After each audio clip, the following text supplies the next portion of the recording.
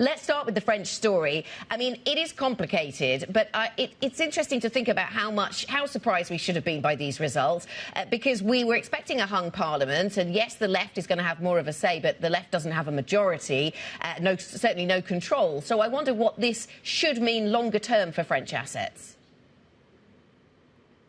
Yeah, Anna, I think it's right to phrase it that way. How surprised should we be? Perhaps not massively so. We know the history of French election going back the last 80 years is this idea of this Republican front that counters the right-wing side when they seem to do too well. So we knew that even though they're polling high, precisely because they're polling high, that incentivizes people to get out and vote for the alternative candidate. So them not being the largest party is not a big shock. Maybe it's obviously a bit of surprise that the left-wing coalition kind of came to the forefront, but we thought a hung parliament was likely. So not a massive shock to some extent. Yes, a surprise. I don't want to diminish it entirely. What does it mean for French assets? It probably means that there's no reason for panic necessarily today. But what this election has done generally is brought into focus that France's fiscal situation is not looking sustainable. And now that they're likely to have a government that is gridlocked, it's not likely to improve. It's likely to get worse, if anything. So I think that the French story is going to be a long-running negative. It doesn't suddenly mean you price in much worse prices today, but I think that over the coming months, over the second half of this year, I think it's going to weigh on the euro, I think it's going to weigh on French bonds, and I think it's going to be a headwind for French equities as well.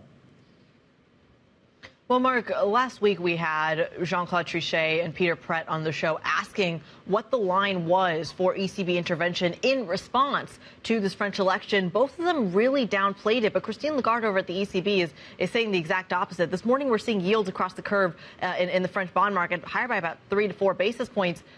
For you, what is that line in the sand where markets really have to be more worried about ECB intervention?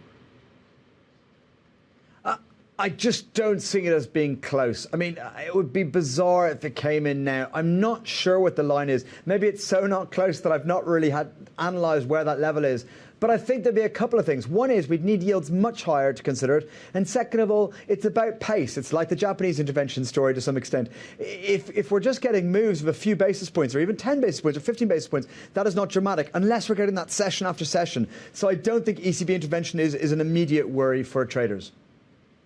OK, just briefly, Jerome Powell's going to be speaking this week. He might be dovish, seems to be a lot of people's expectation, Mark.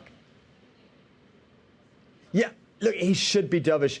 Powell rarely misses an opportunity to hammer home the weaker data. We know he's got a dovish reaction function. Last week's jobs data gives him a chance to really be dovish in his testimony. And so that is my expectation. The risk is it's everyone's expectation out there. So that means if he doesn't go at that line, if he's surprisingly hawkish, that's where we'll get the asymmetric reaction function.